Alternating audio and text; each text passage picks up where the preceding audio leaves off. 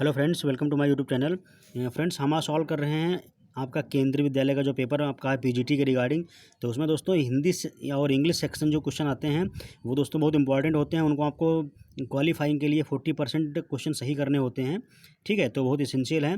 तो आइए शुरू करते हैं इंग्लिश पोर्शन। सबसे पहले हम देखते हैं आपका क्वेश्चन नंबर 1 दे रखा है, choose the option which best expresses the meaning of the underlined idiom phase in the sentence.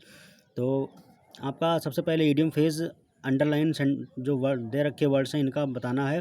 तो आपका क्वेश्चन नंबर पहला है, he knows which side his bread is buttered. तो इसका दोस्तों which side his bread is buttered, इसका आपका idiom phrase होता है आपका option number 3, knows where his advantage lies. इसका मतलब है कि पता होना कि उसका फ़ायदा किस तरफ से है, किस काम में फ़ायदा है। ठीक है, तो ये ऑप्शन नंबर 3 सही है। ठीक है, नेक्स्ट आपका क्वेश्चन है, you must keep your head what ever happens. तो दोस्तों कीप योर हेड का मतलब क्या होता है, ऑप्शन नंबर 3 सही है, रिमेन काल्म। ठीक है, शांत रहना। ठीक है, तो कीप योर हेड का मतलब है रिमेन काम। ठीक, कहते नहीं काम डाउन, तो इसका मतलब होता है शांत रहना। ठीक है, नेक्स्ट आपका क्वेश्चन है, ही हैड सेकेंड थॉट्स। तो फ्रेंड्स सेकेंड थॉट का मतलब होता है या ईडियम फेज इसका मतलब होता है चेंज्ड हिज माइंड। ठीक है, तो ये आपका इसका आपका ईडियम फेज का मतलब है सेकेंड थॉट का मतलब होता है चेंज्ड हिज माइंड। ठीक है, अपनी बात बदल लेना। ठीक है, अपना माइंड सेट कर लेना किसी और चीज़ पे। ठीक है, जैसे आप एग्जांपल कर सकते हो, जैसे आप मार्केट कभी गए हैं, कोई प्रोडक्ट खरीद रहे हो, उसके बाद आप अचानक से माइंड चेंज कर लो कि ये नहीं प्रोडक्ट, दूसरा वाला प्रोडक्ट आपको लेना है, तो उसी को बोलते हैं second thought means changed his mind. ठीक है, ऑप्शन नंबर 2 करेक्ट है।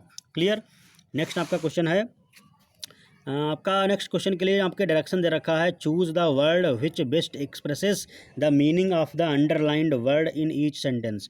तो फ्रेंड्स आपको क्वेश्चन नंबर 4 से क्वेश्चन नंबर 6 तक जो वर्ड का अंडरलाइन दे रखा वर्ड है उसकी मीनिंग बतानी है। ठीक है, तो आपका क्वेश्चन नंबर 4 है, the knowledge of nuclear power might lead to annihilation. ठीक है, तो एनहीलिएशन का मतलब क्या होता है फ्रेंड्स, ऑप्शन नंबर 1 करेक्ट है, टोटल डिस्ट्रक्शन। ठीक है, तो दोस्तों न्यूक्लियर वेपन का जो उपयोग किया जाता है वो टोटल क्या है, विध्वंसकारी है। ठीक है, तो विध्वंसकारी को बोलते हैं टोटल डिस्ट्रक्शन। ठीक है, नेक्स्ट आपका क्वेश्चन है, the minister condescended to accept our invitation.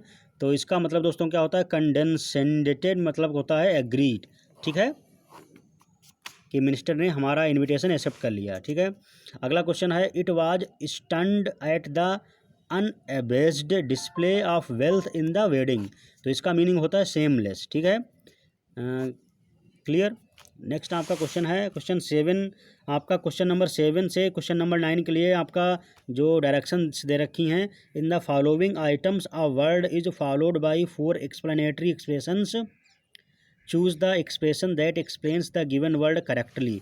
तो दोस्तों आपका पहला वर्ड दे रखा है फिलिस्टीन। तो इसका मीनिंग होता है option number 1, one who does not like our understand art literature और म्यूजिक। ठीक है, तो फिलिस्टाइन का मतलब होता है वो जो कला साहित्य और म्यूजिक को पसंद ना करता हो। ठीक है, नेक्स्ट आपका क्वेश्चन आपका दे रखा वर्ड है आइकोनोलास्ट। आइकोनोक्लास्ट का मतलब होता है ऑप्शन नंबर 1 करेक्ट है, one who criticises popular beliefs and established customs. ठीक है, आपका नेक्स्ट क्वेश्चन आपका है वार्डरोब। तो दोस्तों ये बहुत इंपॉर्टेंट वर्ड है। वार्डरोब का मतलब क्या होता है, तो ये कई बार आपके एसएससी या कई कॉम्पिटिटिव एग्जाम्स में पूछा गया हुआ है। तो वार्डरोब का दोस्तों मीनिंग होता है a place where clothes are kept. तो दोस्तों ऐसा स्थान, ऐसा प्लेस जहाँ पे कपड़े रखे जाते हैं उसको बोलते हैं वार्डरोब। ठीक है, जैसे हमारी सेफ़ नहीं होती, उसमें बहुत ज़रूरी चीज़ें हम सेफ़ के अंदर रखते हैं, ऐसे ही आपका वार्डरोब होता है, उसमें हम क्या करते हैं, अपने कपड़े रखते हैं। ठीक है, क्लियर, नेक्स्ट क्वेश्चन है डायरेक्शंस दे रखी हैं क्वेश्चन नंबर 10 के और 12 के लिए। क्वेश्चन नंबर 10 से 12 तक के क्वेश्चंस के लिए डायरेक्शन दे रखी है, a word has been written in 4 different ways out of which only one is correctly spelt choose the correct spelt word. तो दोस्तों 4 ऑप्शन दे रखे होंगे एक वर्ड के, जो करेक्ट उसकी स्पेलिंग है वो आपको सेलेक्ट करनी है, वो आपको ऑप्शन सेलेक्ट करना है। तो दोस्तों आपका दे रखा है इंडिजिनस, तो इसमें दो ऑप्शन नंबर सेकंड सही है, इंडिजिनस INDIGENOUS, ये ऑप्शन सही है, ठीक है, ऑप्शन नंबर बी करेक्ट है। अगला दोस्तों आपका दे रखा है हाइपोक्रेसी, तो ये आपका ऑप्शन नंबर 1 करेक्ट है, HYPOCRISY, ये आपकी स्पेलिंग सही है, बाकी आपके ऑप्शन गलत हैं।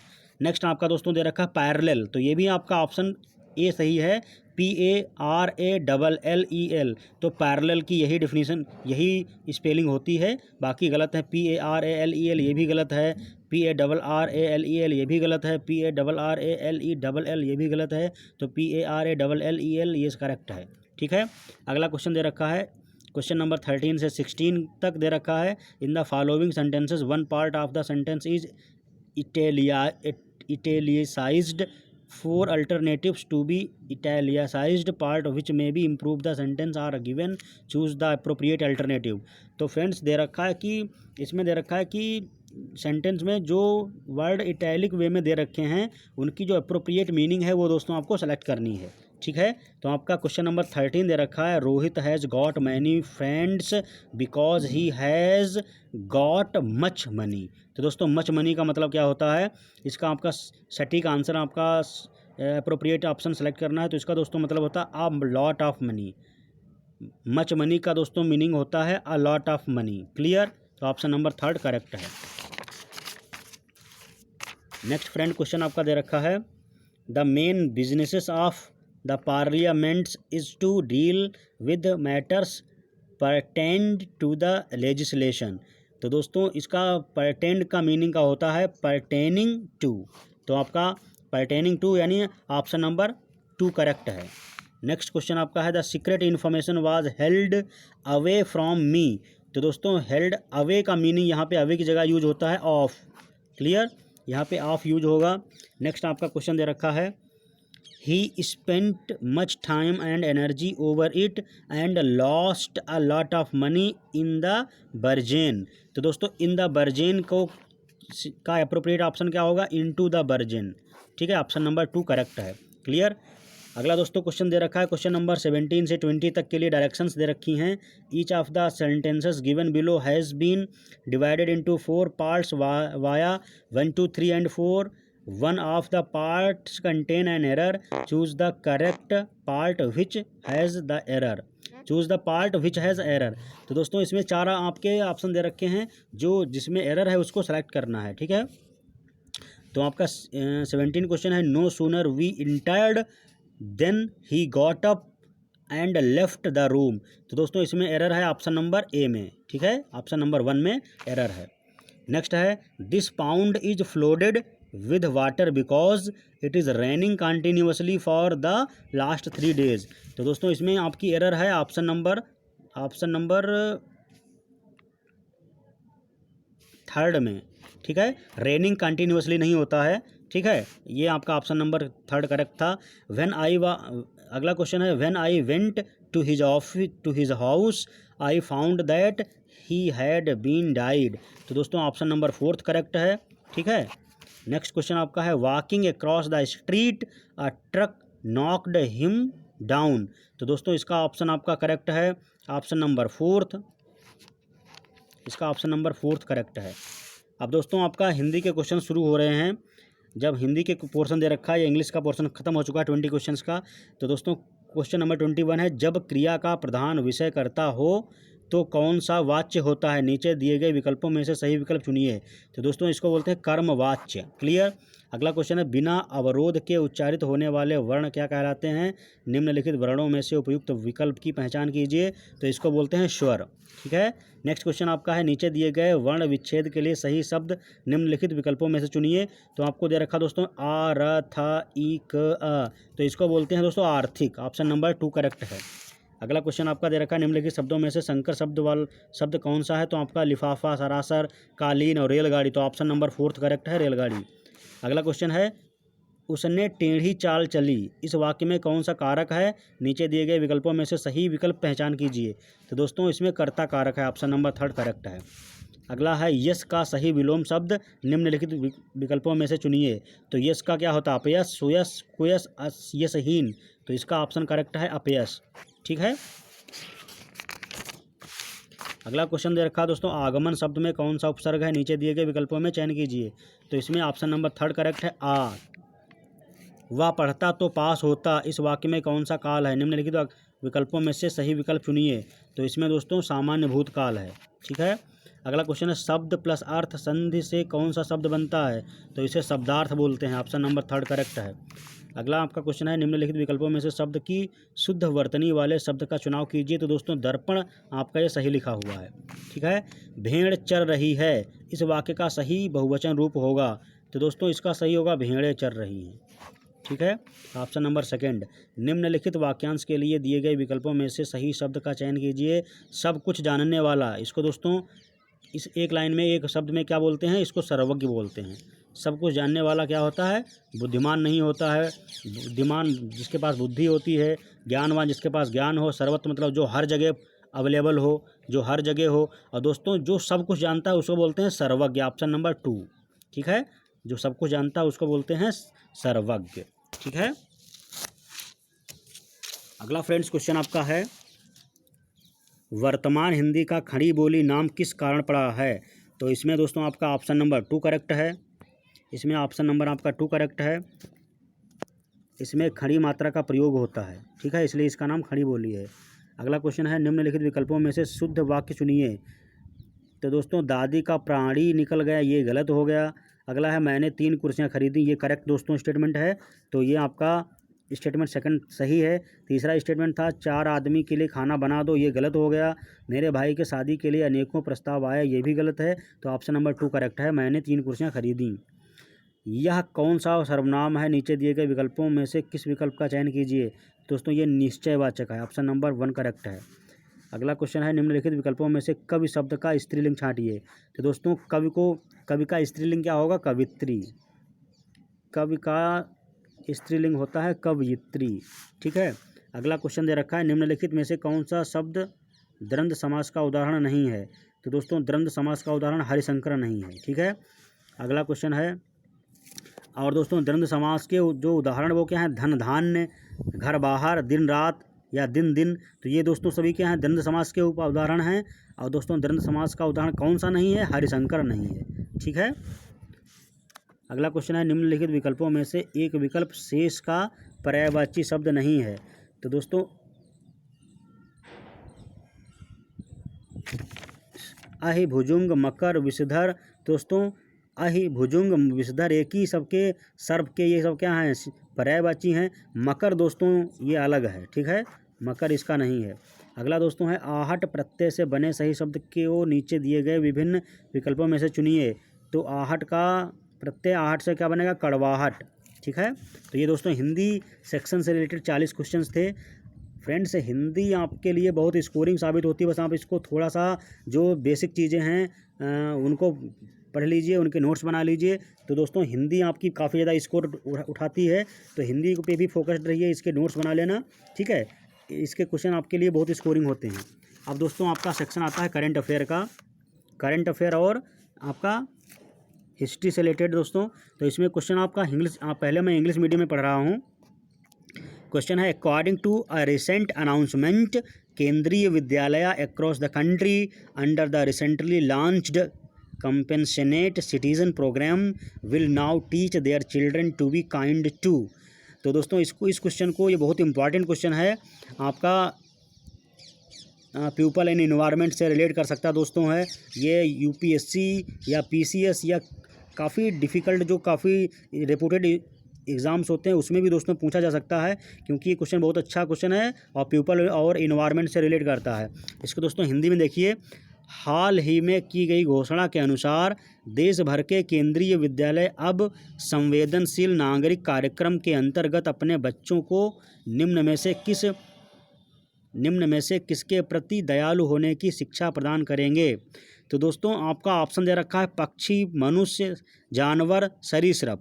तो दोस्तों इसमें आपके ऑप्शन दे रखे थे इंग्लिश मीडियम में, बर्ड्स, ह्यूमन बींग्स, एनिमल्स और रेप्टाइल्स। तो दोस्तों इसमें आपका ऑप्शन सही है, ऑप्शन नंबर थर्ड, एनिमल्स। तो दोस्तों केंद्रीय विद्यालय ने एक प्रोग्राम चलाया था, कंपेंशनेट सिटीजन प्रोग्राम। तो उसमें दोस्तों बताया है कि अभिभावकों को अपने बच्चों को जानवरों के प्रति दयालुता का बिहेव करें, ठीक है, जानवरों के प्रति दयालु बने। तो दोस्तों हाल ही में जो घोषणा की गई है देश भर के केंद्रीय विद्यालयों में संवेदनशील नागरिक कार्यक्रम के अंतर्गत कि वे अपने बच्चों को जानवर के प्रति दयालु होने की शिक्षा प्रदान करेंगे, ठीक है। ये बहुत ही इंपॉर्टेंट क्वेश्चन है दोस्तों, यूपीएससी या पीसीएस में तो डेफिनेटली पूछा जा सकता है। तो इसको नोट डाउन कर लेना और इसके नोट्स बना लेना, ठीक है। अगला क्वेश्चन दोस्तों है, Who among the following has been named captain of Wisden's India's all time test 11? तो ये आपका ऑप्शन सही है, option number third, MS Dhoni, Mahendra Singh Dhoni, ठीक है। अगला क्वेश्चन है, which country does Ma Long the gold medallist in table tennis at Rio Olympic 2016 belong to? तो दोस्तों ये चाइना से बिलोंग करता है, ठीक है। अगला क्वेश्चन है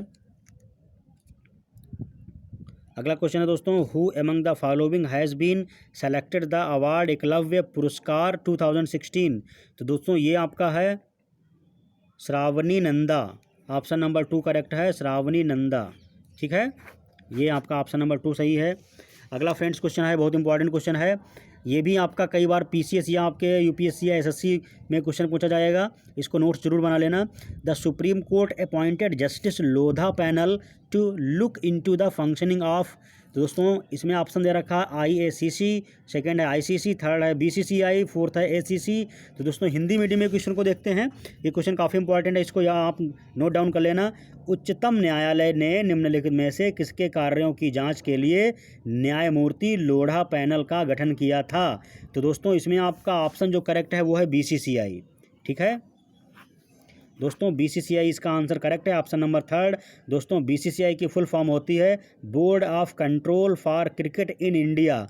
दोस्तों BCCI की फुल फॉर्म बहुत इंपॉर्टेंट है, एक बार फिर से सुन लेना, board of control for cricket in India, ये आपकी BCCI की फुल फॉर्म है।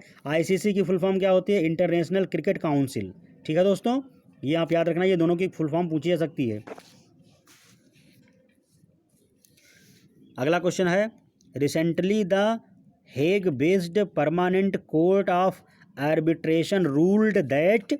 इसमें दोस्तों आपका ऑप्शन सही है, China has no historic rights to resources of waters of the South China Sea, ठीक है। तो ऑप्शन नंबर थर्ड करेक्ट है, ठीक है। इसको हिंदी मीडियम में भी देख सकते हो, हिंदी मीडियम में है, हाल ही में हेग स्थित परमानेंट कोर्ट ऑफ आर्बिट्रेशन ने फैसला दिया कि दक्षिण चीन सागर के जल संसाधनों पर चीन का कोई ऐतिहासिक अधिकार नहीं है। तो ऑप्शन नंबर थर्ड करेक्ट है, ठीक है फ्रेंड्स।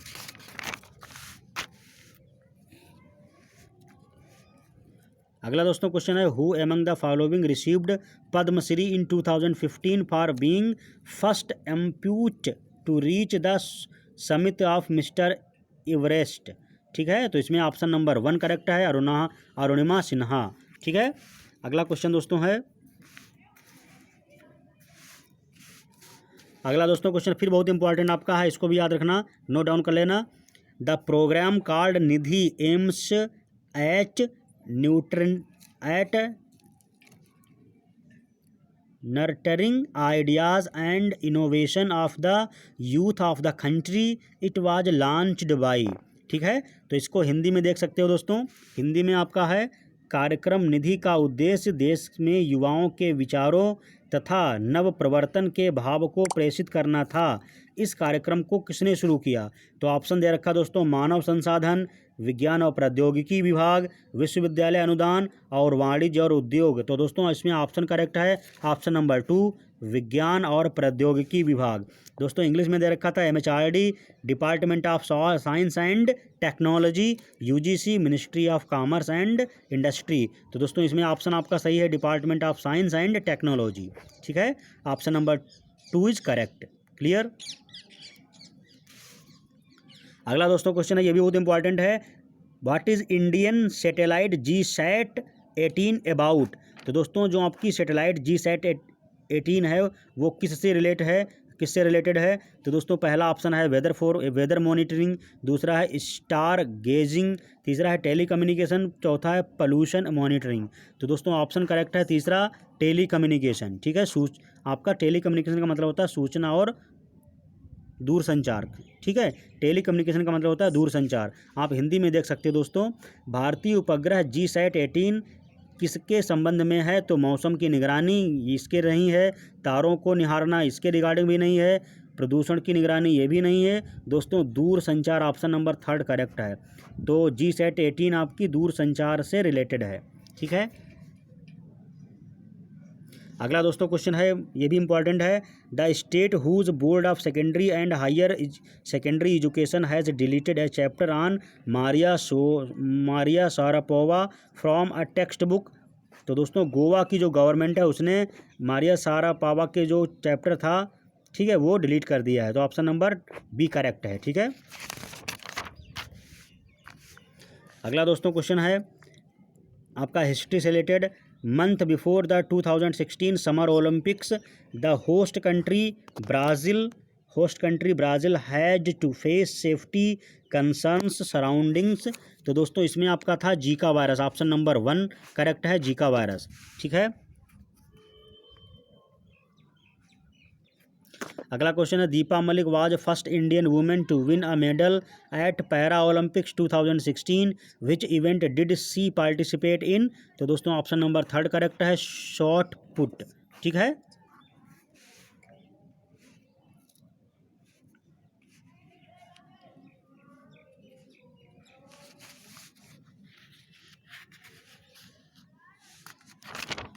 नेक्स्ट दोस्तों आपका क्वेश्चन है आगे दोस्तों न्यूमेरिकल और रीजनिंग पे बेस्ड क्वेश्चन है। वो दोस्तों मैं दूसरे वीडियो में अच्छे तरीके से एक एक स्टेप एक्सप्लेन कर चुका हूँ। तो दोस्तों वो वीडियो आप देख लीजिए। ठीक है, उसमें आपको मिल जाएंगे।